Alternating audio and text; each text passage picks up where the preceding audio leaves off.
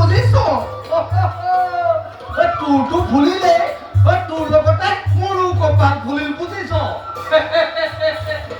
প্ৰথমতে পিছে তোৰ কপাল ফুলাৰ কথাটো কম নে মোৰটো কম ক তোৰটো নকম নহয় প্ৰথমতে মোৰটোহে কম অত দিনৰ পৰা যিটো কামৰ কাৰণে মই অপেক্ষা কৰি আছিলো সেইটো এবাৰ অন্ত কৰিলো বুজিছ মানে এইবাৰ মই বিবাহ পাশত আবদ্ধ হম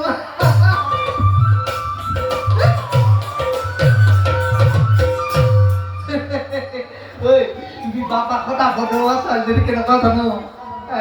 ইমান ধুনীয়া কলো নহয় কঁকালটো একেবাৰে খামুচীয়া গালখন গুলপীয়া দেখিলে একেবাৰে চাই থাকিবলৈ মন যায় বুজিছ আৰু যে তাইৰ চকুৰে যিটোহে হাঁহে মোৰ বুকুখন একেবাৰে কাটি লৈ গলো বাৰু হেৰি নহয় আমাৰ যে দুইটা বিবাহ হ'ব ল'ৰা ছোৱালী কিমান হ'ব জানো নাই প্ৰায় 10টা ভাগিলে দিব পাইছ আমাৰ 10টা ল'ৰা ছোৱালী হ'লে সিহঁতে বিয়া পাতিব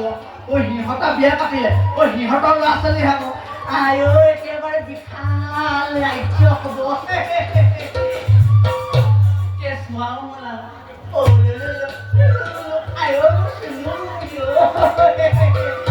কিমান যে ভাল লাগিব মোৰ কথাটো কওঁতে মোৰ কথাটো ক'বলৈ পাহৰিছিলো নহয় ৰাজ্যৰ ইমান বৰছৰ মাজত মোৰ ৰজা ৰামচন্দ্ৰই অশ্বমেধ যজ্ঞৰ বাবে কেৱল তোকহে বাছনি কৰিছে কম ভাগ্যৰ কথা নে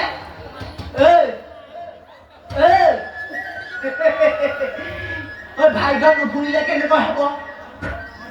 তোক লৈ মই কমখন কষ্ট কৰিছো নে তুলিছো তালিছো